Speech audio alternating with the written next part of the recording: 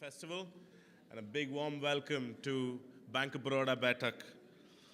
A timely and urgent conversation of perhaps the most crucial issue of our planet that discusses the ingenuity and initiative required to adapting to changing climate conditions while attempting to reverse their shattering consequences needs to happen. So to speak on climate change, to call to action, please join me in welcoming Darryl Jones, Maja Lunde, Mridula Ramesh in conversation with Moench.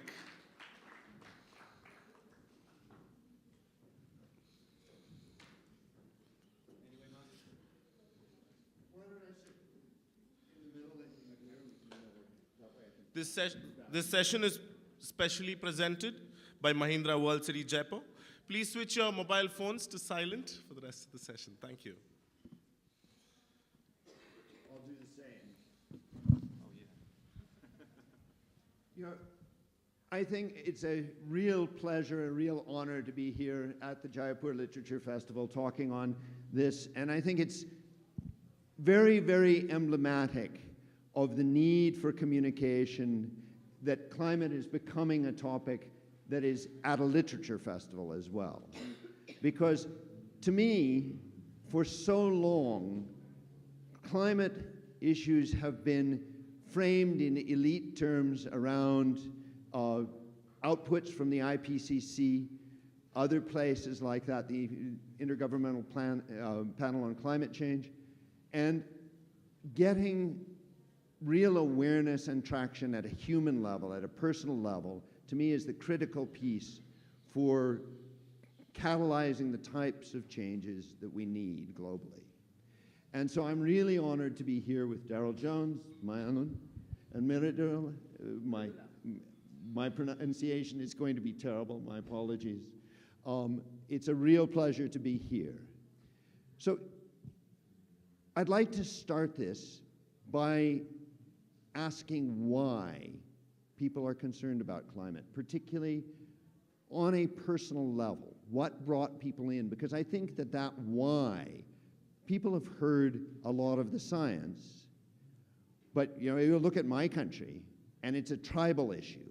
Who is in favor? And there is a large group who will absolutely reject it, and there's another group who believes completely and who follows the science. And so the question of why, what is that drives us each to do that? And I think that to me is a core starting point. And it's a core reason I went in myself and was working on it for many years. But it's also a reason, the driving force of change doesn't come necessarily from governments, from other things. And that is why I've shifted into organizations, forums like this. So why don't I start, Darryl, first. What brought you to this? Why? Why am I interested? Is that working? Yeah, okay, great. Yeah, it's a fantastic way to start, because it really does come down to the personal. So I'm probably a little bit different to the others on the panel here. I actually am an urban ecologist. I study the way that urbanisation and the way that we build our cities and live in those cities and do things in our cities affects biodiversity in a really general sense. So my book's got nothing to do with climate change. It's about the way that humans interact with nature, more or less.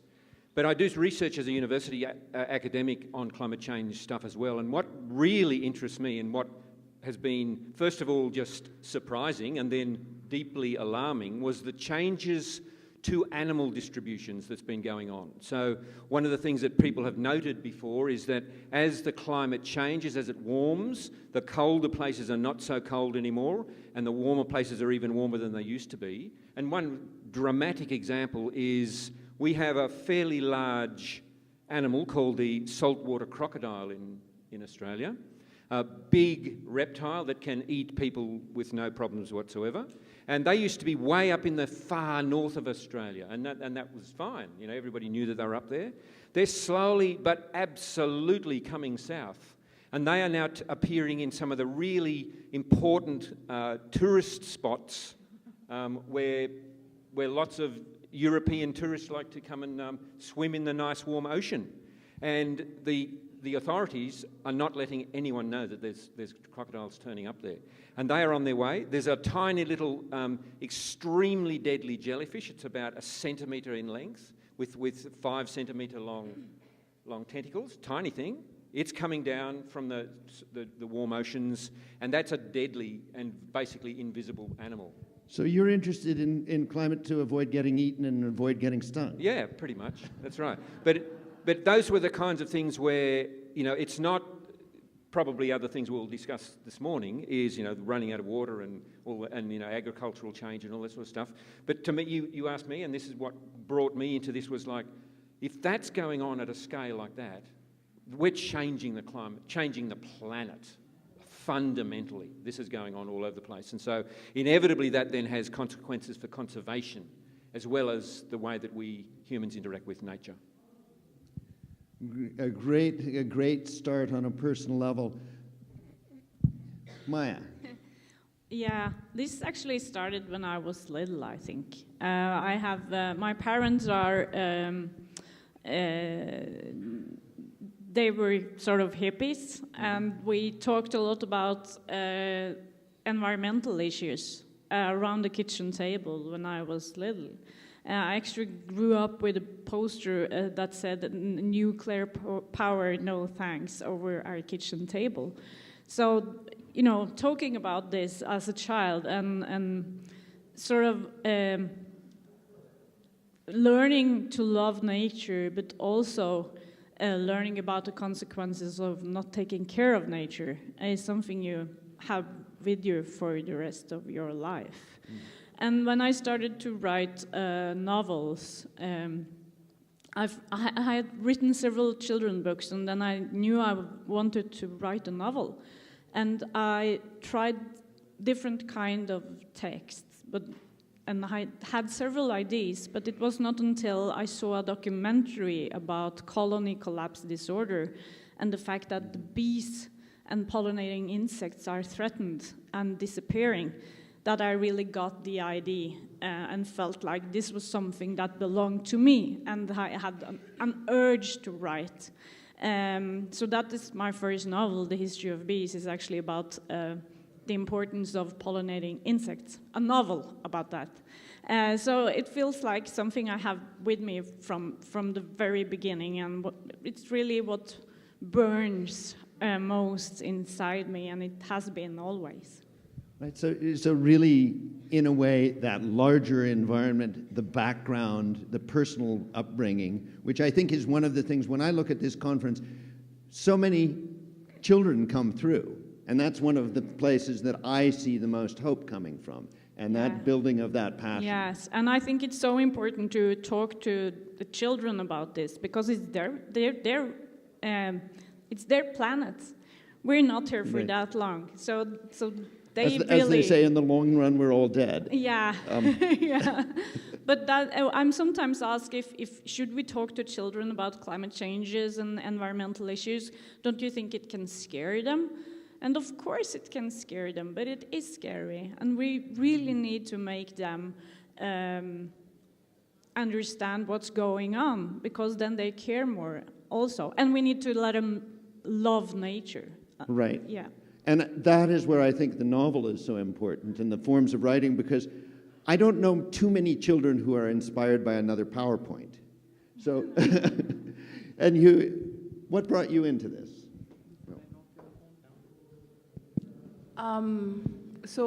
I think he mentioned the word PowerPoint and thought of me, because I was a management consultant, and like many of us, I think I lived in a bubble.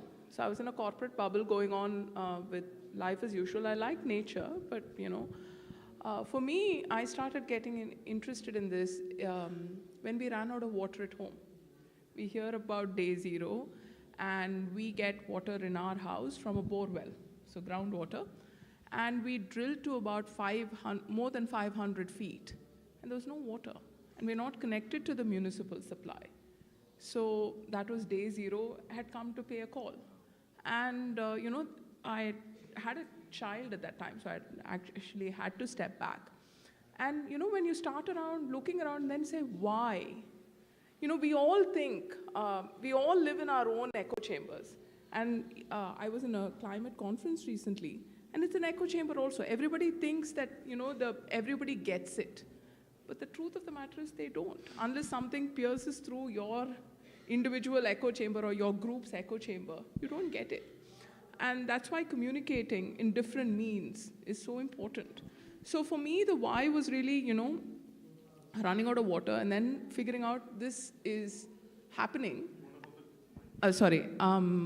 Running out of water at home and then figuring out this is actually happening. And then writing about what can we do about it. And just as you say, children are an important force. I come from the corporate sector.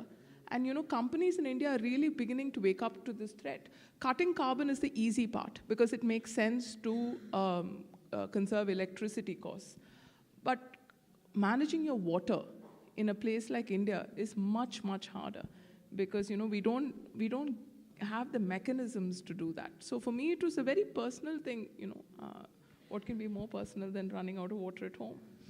Yeah, I mean, and to me, that is also part of the reason I came to it. I grew up running rivers in the American Southwest, seeing the changes, and then working here and at home and seeing, in many ways, water running uphill towards money.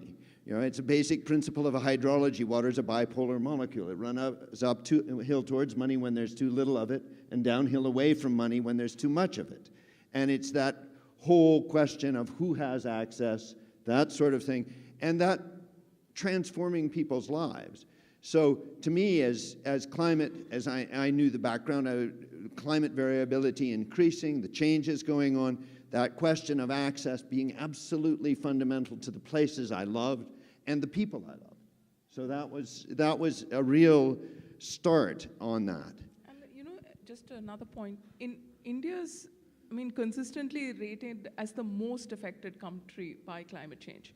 And it's shocking that people just don't, it's beginning to get into a popular conversation, but not enough.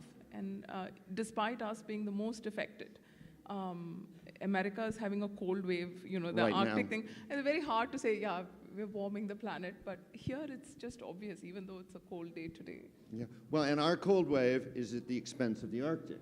Yeah. So seeing that heat coming, Maya, when you think about it, I'm fascinated by the history of bees and this tale of innovation that happens there.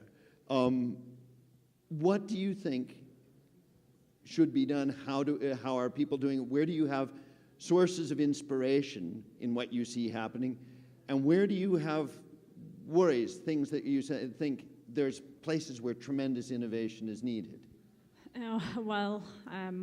I feel right before November last year, I was sort of pessimistic every day and optimistic every day. But after the latest report from the UN, I feel it's hard to keep my optimism because it's so bleak right now. And we really need to take action. They say we have 11 years from now to stop global warming on a 1.5% level. And we are not doing nearly enough. 11 years is nothing. So, but still, it's going on so much positive when it comes to green energy. And coming from Norway is a country who have a lot of, 95% of our energy comes from hydroelectricity plants. So we have it. That's another story. 70% of Norwegian waterfalls are in pipes, which is also has a very dark history. But still, local green energy, it gives me optimism to see what happens, and also on a large scale, Germany deciding not to use coal, for example, big countries doing big stuff. Right. Yeah, but still, I feel it's hard to keep my optimism because we are not doing nearly enough. It's interesting to me. We have brilliant leadership in our country, as I think people know. The light bulb will sometime go off in the empty skull, perhaps. But one of the points I have as a point of optimism is if you think of our states, Texas is one of the most conservative states, but you can't touch wind power there. Because wind power is now keeping the Dairy Queens open. It's providing the income. Some of the biggest wind farms have come in. If you're a small farmer and you put on 10 windmills, each of those generates a revenue stream of about $5,000 a year. And it means that if you have 10 of those, you've got 50,000, which is more than you were earning from farming, and it's not buying that. So now, even despite Trump's energy policies, in Texas, a very red state, wind energy is expanding. So there's that kind of thing, and that human driver, to me, is a source of optimism. Darryl? Yeah, I take it all the way down to the individuals or the individual households. That's where the action is happening. We've spent probably too much of our time, at least in the West, waiting for our governments to do something. Just about everywhere, the people are way ahead of the governments. They know what needs to be done. But of course, there's huge levers that normal individuals can't shift, and that does come down to the governments. But more and more I see the fact that the people are just getting on with it, forcing changes from the ground up, in a sense, and that really fills me with great optimism. Yeah, as they say, politicians don't move where they see the light, they move where they feel the heat. That's good. In Norway, we actually had a great support for electrical cars. Mm-hmm. So now we sell more electrical cars than gas cars in Norway, which is we are actually turning towards electricity. Yeah. Last year was the tipping point. So that also gives me optimism. And we see that if the government supports it, because it's much cheaper to have an electrical car than an old-fashioned car. So that's why people have bought them. And also they find the electrical cars very cool, I think. So it's sort of a new gadget to a lot of men. Yeah, and now we've talked several places about the energy side. Your work has really focused a lot on, the water, the land side. So I guess the question is, what can we do? Yes. So am I okay on the mic? So my book is the climate solution. So half or more of the book is on what we can do. And you're absolutely right, it's usually not the government. And on your point, the 1.5 degrees, I think we have less time than 11 years. I think it's about 5 years. So to some extent, and even if we stop all emissions now, the warming will still continue because that's the way carbon dioxide works. I mean, you're already baked in. Yeah, you're locked in. And so the book is all about, how do you cope with a warmer world? And you can. It's not easy, but you can. I mean, again, going back to the story of how we ran out of water at home, we learned to cope. And when drought hit again, and it was the worst drought in 100 years that hit us again, we were the only house in the neighborhood not to buy water. So you can cope. And there are stories of in Rajasthan there is a man called Rajendra Singh who's brought back 11 rivers back to life, and he's cut in an age of global warming. He's brought down the maximum temperature by 3 degrees just by local adaptation. There are stories of I don't want to go on and on about water, but let's talk about waste. Waste is a source of carbon emissions. It's also what makes flooding so much more likely in India. There are wonderful stories of people managing, waste. There are corporations who've taken it. There are local commissioners. Government, at a central level may be less effective, but government at local levels, like municipal commissioners who are really driven, and then they get, the local population, children, corporates, individuals, all worked up, and they just do a fantastic job. So there is plenty of hope, but our mindsets need to change. Yeah. Our mindsets need to change. It needs to grow, expand, scale up. To me, when I've worked across different parts of India, South Asia, and Southeast Asia, I have tremendous optimism around water, around coastal areas where there's tremendous innovation emerging often in local communities. It's not seen necessarily by governments. It's things like Rajinder's things work, but it's also, if you go in the central Gangetic Basin, a lot of people have raised their house by as much as 3 meters. And that means they don't lose their rice, they don't lose their car, or their motorcycle, their sewing machine every year. And if they build resources over 3, 4, 10 years and aren't losing it every year, suddenly they're not poor anymore and they have resources to move. At the same time, I have things that really scare me. You know, in water, I see solutions. In heat, I often don't. You know, are there places where you see things where you don't see an obvious solution, where innovation is? Well, my second book, who is not yet out here but will come next year, I think, or this autumn, it's called The End of the Ocean, and it is about water and lack of water and drought. And it's one of the scenarios in the book is southern France, southern Europe in 2041, and there's been a 5-year drought, almost no rain for 5 years, which is with the warming going on right now, it can very well happen. And what I see, I mean, there are lots of parts of the world that will not be, it will not be possible to live there. And Southern Europe, which is for Europeans, is sort of the romantic part of Europe, is where we go for our holidays, especially people from the north like me who comes from very cold places, will actually, can very well be impossible to live.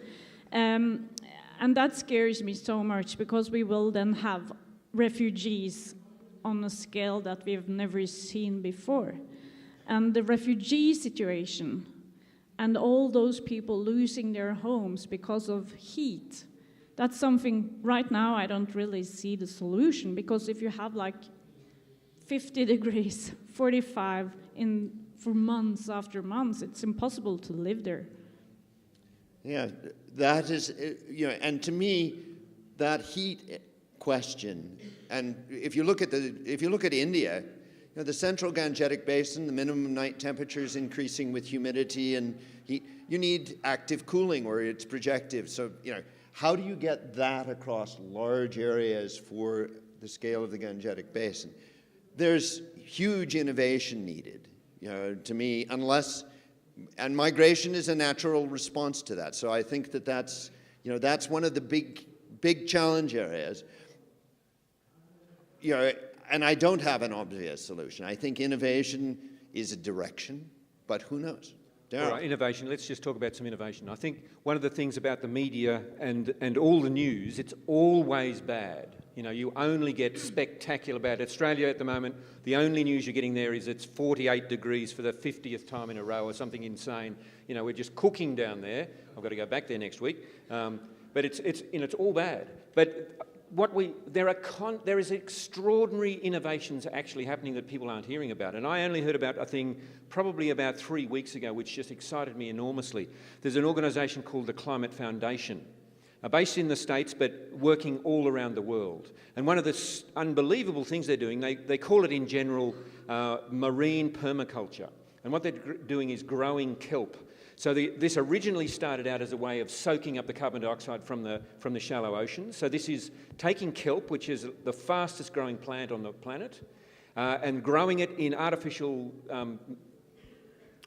platforms just beneath the surface of the water, just outside the continental shelf, using wave energy to suck up the nutrients from the ground, from the bottom of the ocean, to feed the nutrients that the kelp needs, and it grows incredibly fast. And they thought it was just a way of soaking up the carbon dioxide. But what it did was within 3 months, it actually took the temperature of the surface of the seawater surface down by a whole degree in 3 months. And then something else that they didn't expect, it's seaweed, and we're going to all be eating seaweed and insects apparently in the future. But the seaweed that they're producing, it provides an enormous number of different types of food for us. And the other thing that it did was this forest, like it's a rainforest, under the water, and it attracted enormous amounts of fish to come in and breed there. Not completely unexpected things. So that's a very simple, and so these things there are a whole bunch of them out there already in kelp growing areas, which are having a spectacular spectacular local effect, and they're being run by the local people in all sorts of places. So just one little example that is, filled me with some hope. Yeah, I mean, and I think that also goes to a point that you were making of business involvement and things like that. The whole point that you're getting products that are both good for the planet and also have a model under them that is not needing to be driven by government, but is driven by a core economic feature of society. Absolutely. And I think one of the crucial things is thinking completely outside the box. Throw the box away. We've got a new way of thinking altogether. Yeah, I mean, and that to me, I walk through Bangkok and I laughingly call Bangkok an upwardly mobile city because everybody's moving to the second floor and moving things upwards. But you walk there, after the Bangkok floods, the hospitals have moved their things up to the second floor. Nobody keeps the most valuable equipment on the first floor. And that's driven by people being able to act in the space where they have agency. And that to me is a tremendous source, and then it scales to an operational model, whether it's a business one or, can you speak to that a little bit about? Okay, so I come from the textile industry, and we make no money. We're we're a source of concern in banking sectors because we make no money. But we're also one of the largest owners of wind power in India. And many of us have invested in wind power because it makes money. It is so much cheaper than coal. Today, solar is cheaper than coal. That's a solvable problem. I mean, green energy is a solvable problem. What Marcus said, and its thing is, what are the impediments to solutions? When you want policy enacted, you have to go to the politician. And the politician works on a time scale of elections. But the payback on some of the things like water and agriculture, which is something I'm interested in, tend to be longer. And so it doesn't make sense for the politician. And the recent Telangana election versus Madhya Pradesh elections in India really provided a great insight. Madhya Pradesh did a lot of water resiliency, and they lost. Telangana started off by, farm ponds and all the right things. 1 year before the election, they gave free power to the farmer to draw out groundwater. And they won. They won hands down, right? So one of the biggest challenges I find, and to throw the box away, you need to incentivize someone to throw the box away. Things like, if you do a simple carbon price, India has a high carbon price, so which is why it makes things like solar and wind more attractive. If the world can be incentivized to come up with a carbon price, and again, for politicians to do that, they need to think that they'll win.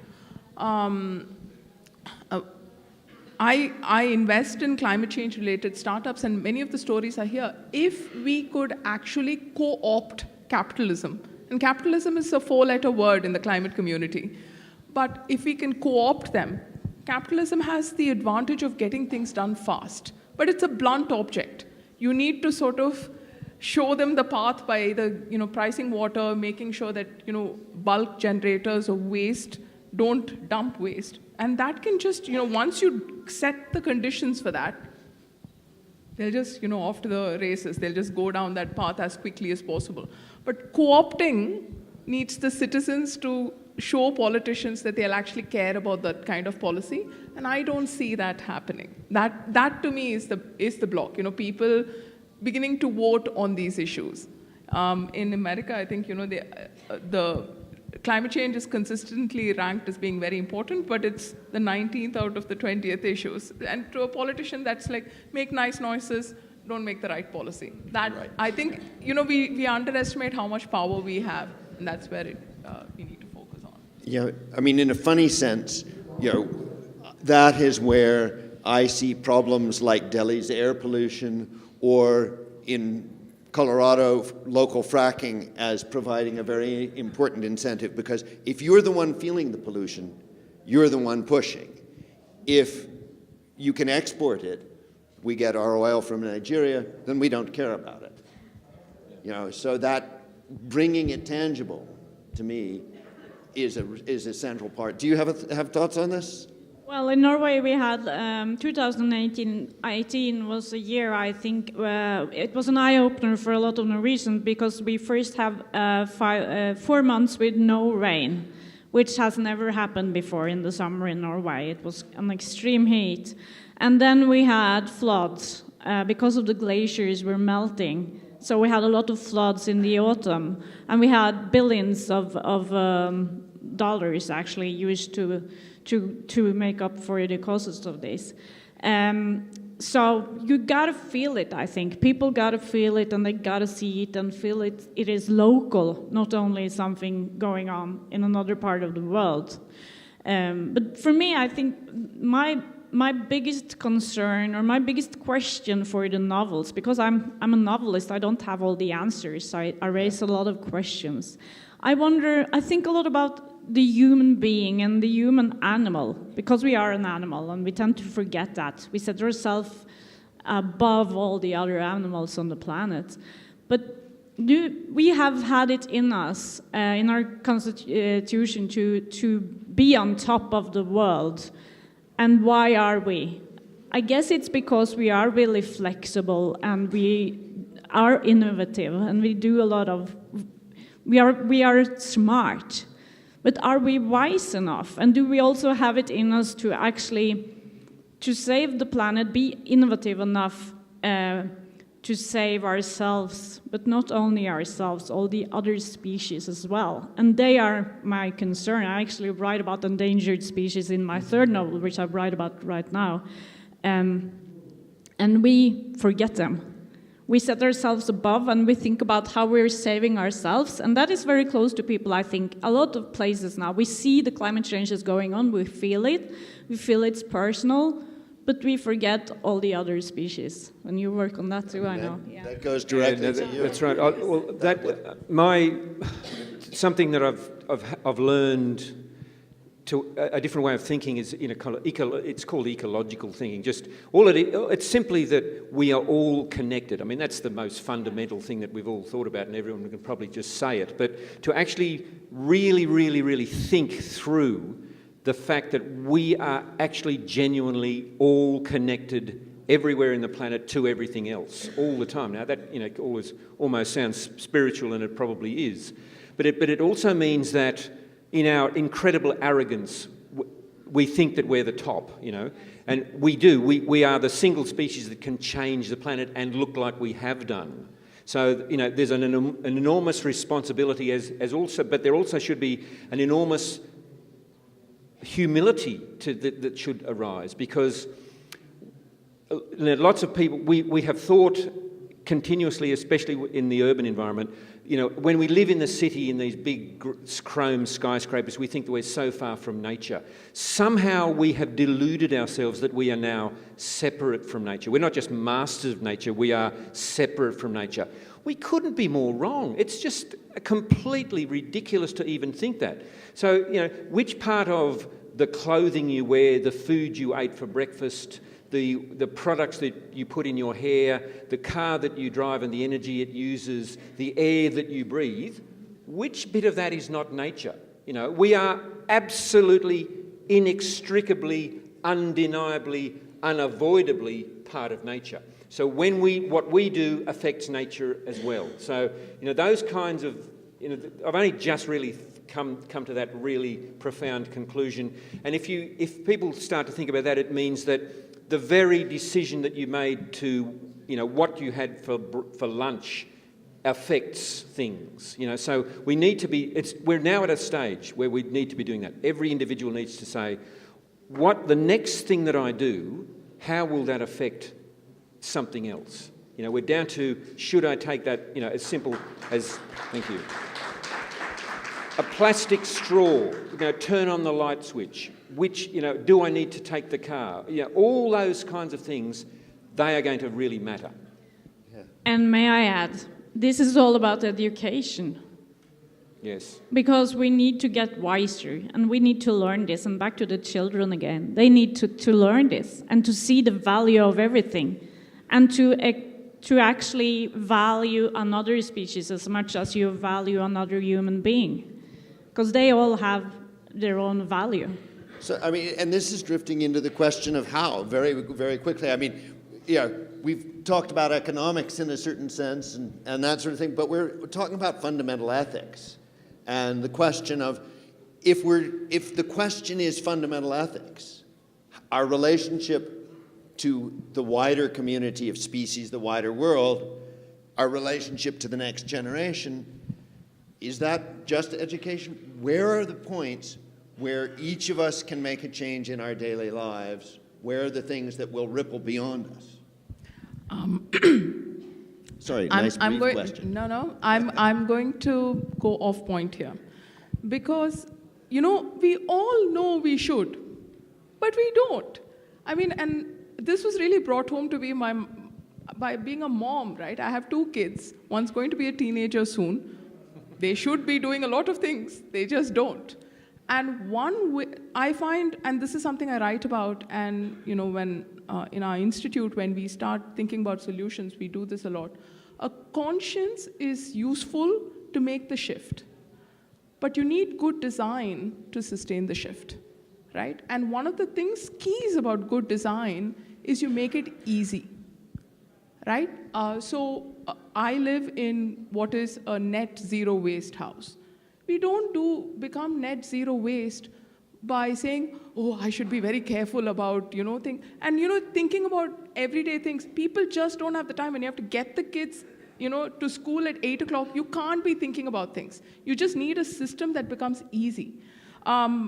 We make this bag in our institute. And this bag is made out of recycled, you know, those drinking bottles. These here, which are, and, you know, in India, it's really difficult if you go to a landfill to find those, because it makes sense to pick those up and convert them into yarn and weave them into cloth like this. It's easy to do, and it's inexpensive to do. So we can go on, I mean, really being a mom taught me this. You can say you should do this. You're not going to do it. That's why they say a spoonful of sugar. You know, just make it easy, make it economically feasible to do it. And, you know, I've seen so many examples and put these down. It is possible to do. And I think we need to start focusing on design. Mm-hmm. Yeah, I think, and to focus on design, we also have to remove our blinkers, because we often don't see the solutions that are emerging. You know, when again, to go back to the example of the Gangetic Basin and people raising houses, I've walked through there with water engineers, they don't see it, okay?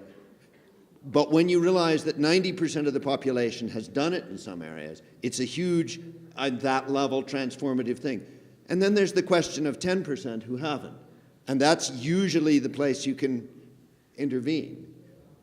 They haven't done it because it costs too much. Microcredit types of things can actually enable that. And that's the question of design. But first you have to see before you can have that design. So education to take our blinkers off, to stop being formulaic. Thoughts?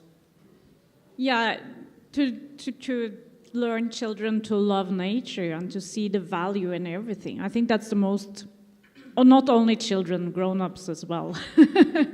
In Norway we talk a lot about these issues, but still a lot of people think it's no use. Why should I do this? Is global warming still dangerous? Now, is it dangerous? Why is it dangerous? I don't care if it gets 1 or 2 degrees warmer. It doesn't really matter. So people still think like that, even though they felt it. And you need to overcome that as well. You need to educate the adults as well as the children. But are there ways that you see of making it easier?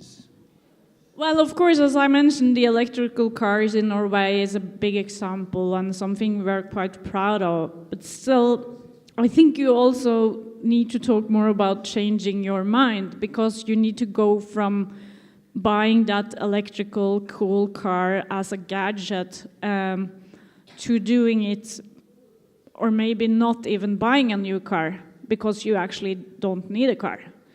You need to change from a consumerism into something else. And Darryl, your thoughts on it? I mean, the kelp beds, in a sense, is an example of making it easy. Yeah, I mean, and that one really came out of the blue because they weren't expecting it to do what it did. You know, it was much more and they're rolling that out in a grand scale now, which is just absolutely fantastic. But I think it comes down to we are at a literature festival. Surprisingly, I mean, one of us is actually producing literature, which is brilliant. But what anybody that works with words, I think we have an enormous responsibility at this time in history, and that is to get people to care, and people will only care about things they love. You will only do something about something that you'll only do something in relation to your caring about something if you love it. So we need to get people to love things or open their eyes to see that they can love things. Otherwise, nothing's going to happen. The reason that those people don't, all of us don't do anything is because we don't care enough. So we need to engage with that emotional side of people to show them, what it would be like without some of these animals, what it would be like without things that we tend not to even think about. So I think if anyone who writes probably has a real responsibility at this time. When I think of that, that whole question of writing and creating a vision, I think responses to climate have to become cool. And my own children have all started going vegan, pushing us to go vegan. And I think that is part of a narrative, part of a response that is but it is also part of a social change where they see it as something that is cool. And that's where I think literature can play a huge role in creating the visions, creating the emotions, or communicating the emotions, encapsulating them. And that's, to me, is a critical role. It's why I've spent years in the policy arenas. But I'm really interested and really proud to be here at a literature festival for precisely that reason of how do you create the visions? Because people will grasp them if there are the ideas there, and then it becomes easier, perhaps.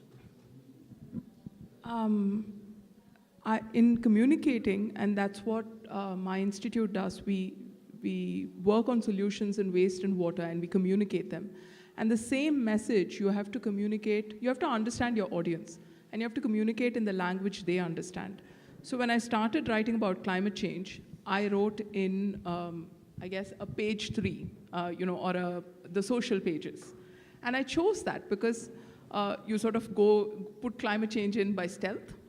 And my husband said, hey, you're competing with a busty girl right above you. So I had to write in a fashion which competed, eyeball space on a page with a busty girl above my article on climate change. So that's how you have to write. I mean, you have to get it in by stealth. So when I talk about waste to kids, it's all about games, it's all about cartoons. That's how we talk to kids.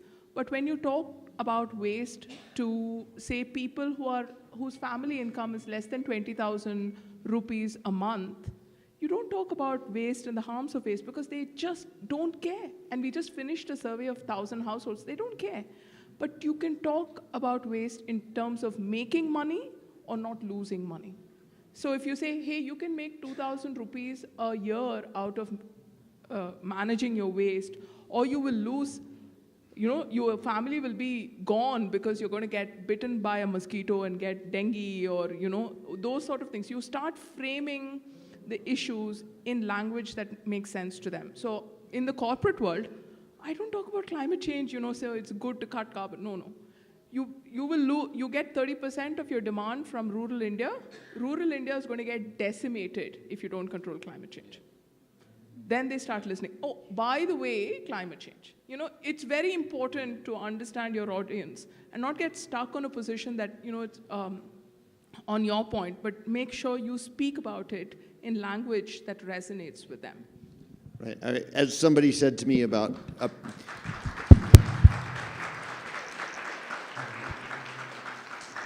as somebody said to me about one of the academic papers I'd been involved in, that must be of interest to another emu.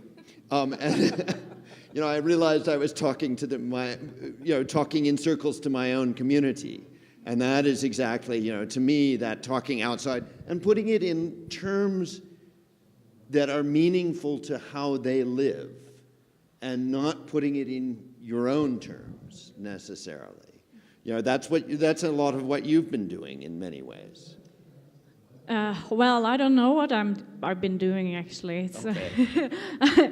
as I said, I'm a novelist, and with the history of bees and my other novels as well. I guess I write the books I want to read, mm-hmm. And when I write my novels, I don't really think about the audience. I think about my characters and my stories, and I'm trying to make them as true as I can. So it's all about empathy, I guess, for me. And climate change and environmental issues is, you can read the books, some people call them political or climate mm-hmm. fiction, but I don't really give them labels like that, because you can read them as relationship stories as well. The history of bees, I guess you can even read it as a crime story, because 1/3 of the book is sort of a crime story. So it all depends on how you want to read it. But what I do know, because people tell me all around the world, is that the books really do open their minds to something else, and suddenly they realize that, like you said, everything is part of nature and everything is connected to everything. And these climate changes and, endanger of species is not just something going on other places, it's actually going on in our own garden. And they start to appreciate these small insects buzzing around and seeing them and hearing them and looking at the world in another way than they used to. And that makes me grateful, because that was actually what happened when I started to go into this. I saw other things in nature than I used to before. So it's opening eyes rather than preaching. I guess that's what novels can do. Yeah. And that's what separates the novels from articles and from PowerPoints and politicians, for that matter. Right. We've got another 11 minutes, and so I want to reserve about 10 minutes for questions. But Darryl, you haven't weighed in on this quickly. Your thoughts on that communication? No, I think it's absolutely essential. I really applaud Maja for her work on that. Using fiction to get at some really deep issues is absolutely stunning. It's pretty hard to write non-fiction in an exciting way that captures people in the same way that you can with fiction. So that's you're doing a great job there without being too obvious about it. But can I add, I find a lot of non-fiction as well is doing this very, very well, like Elizabeth Colbert, The Sixth Extinction, for example, because you are so involved with the animals she describes there. It's a book I can really recommend. Good. Yeah. Yep.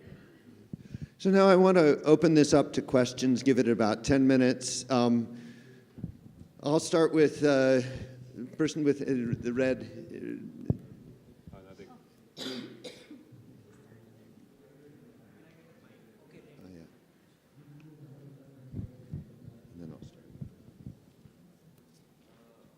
Good afternoon. Good morning. My question is regarding to Mridula ma'am. It is regarding the corporate sector that you're talking about. So, according to my paradigm, I've always felt that corporates and environment, like take the example of climate, they are always antagonistic to each other, right?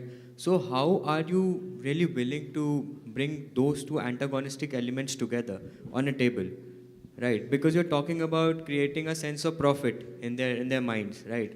That you will lose the markets or so. I think that's a fantastic question. Here's the thing, right? Capitalism is a blunt tool. If you don't incentivize it, it won't care, right? But what people are beginning to find, take the sterlite issue.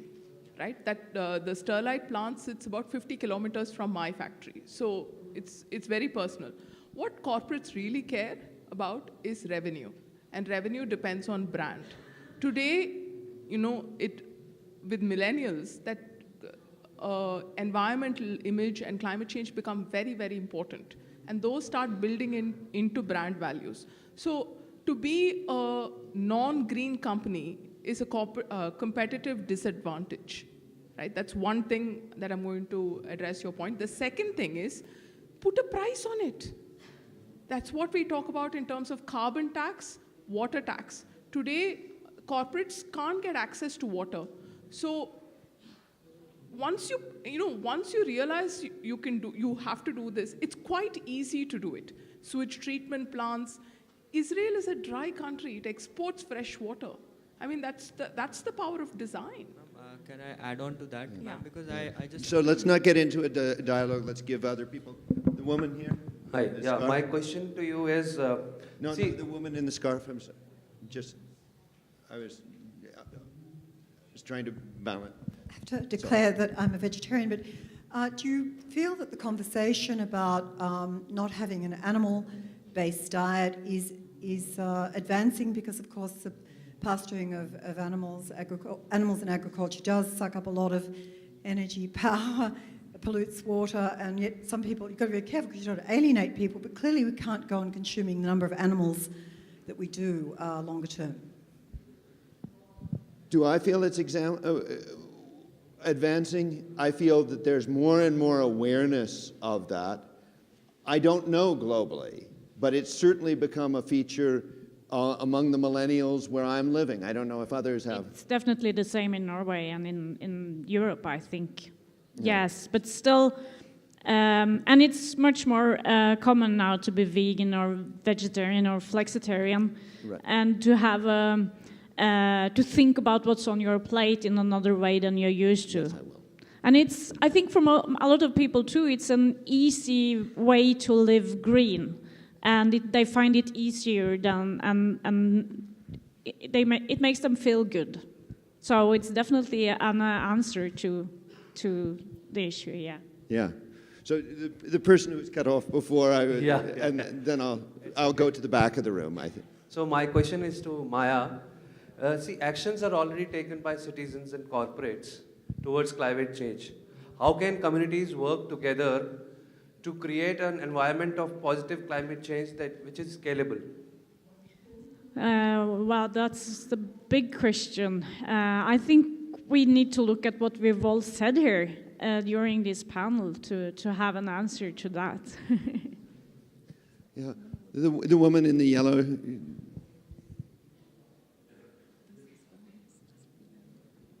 Right. Did you want to add something? Hi. Yeah. So my question is to Ms. Mridula Ramesh, the only woman representing the Global South on the panel. So you mentioned that anyone whose family income is less than 20,000, they usually don't care about climate change and things like that unless it's about money. And No, I'm going to, maybe Yeah. I put myself inappropriately. Sorry to cut you off. They can't afford to care. It's so, a slight right. difference. No, actually, so I mean, we've heard a lot about participatory rural development. You mentioned Rajendra Singh, who himself is, using traditional knowledge banks, which have been the hallmarks of the poor and the rural India, where you're using step wells and johars and things like that to conserve water and do all of that. So I feel like, we're hiding behind the poor a little bit during this panel itself. And I don't know, like it just shows a very limited understanding of their psychology and reality. Like we should be talking about behavior change and really getting to know people, and maybe definitely banking on traditional knowledge sources rather than, let's say, incentivizing or using Can you make corporates. the question quickly because we have only a Yeah, few that's minutes? it. This is just a comment. And yeah, that's it. Thanks. Okay. The woman right here. Yeah, hi. I just wanted to say that I think one of the things that it didn't really come up in the discussion was the overconsumption and the way we are consuming things. And again, the whole model of consumption is very much based on the development model that was kind of pushed through by the donor agencies in the global south as well. In terms of the development of infrastructure and all of that. The question? It's not a question, just okay. a comment. So Okay, I well just, then I really do want people to be able to ask questions. In the back there.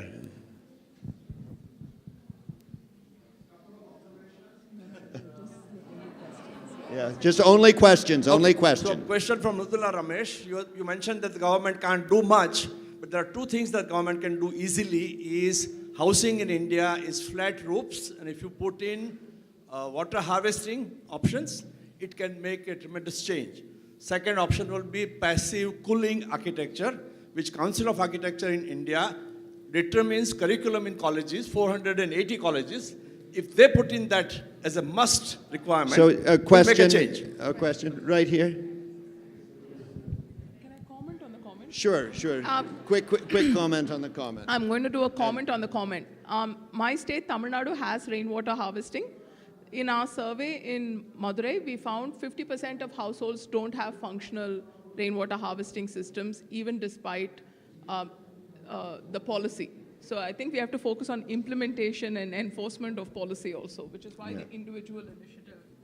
Okay, this is a question for Darryl, Maja, and Marcus, because I already know about India.